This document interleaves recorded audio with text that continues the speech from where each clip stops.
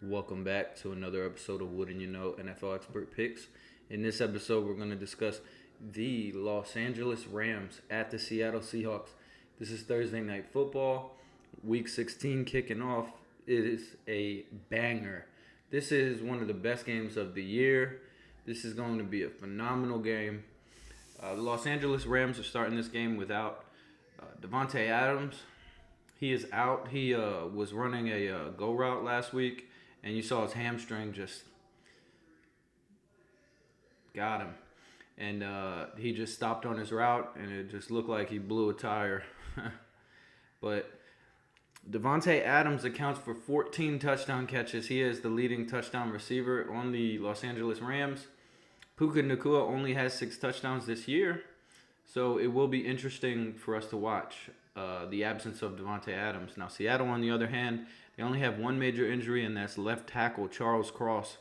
Charles Cross is a major piece of the Seattle Seahawks offensive line in a game that is really going to rely on the trenches and blocking. This is a very huge injury. I would say just as big as losing Davante Adams, maybe even bigger. And we'll get into that. It's almost time for the playoffs, and things are really heating up in the league. Sam Darnold, he threw 4 interceptions at LA in the last matchup with the Rams, and they only lost by 2 points. That can be a good thing or it can be a really bad thing.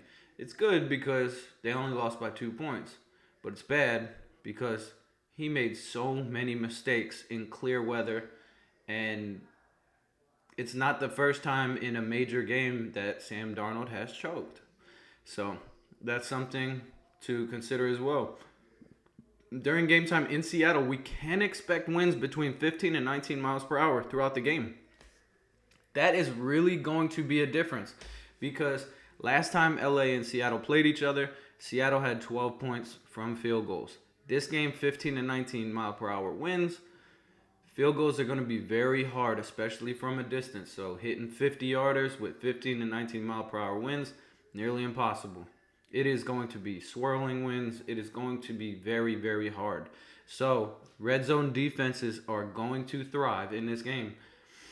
The Rams were successful in the red zone the last time they played Seattle and really dominated that game. LA really looked like the big brother in the division, while Seattle was, they're a great team, but they're just not as good as the Rams.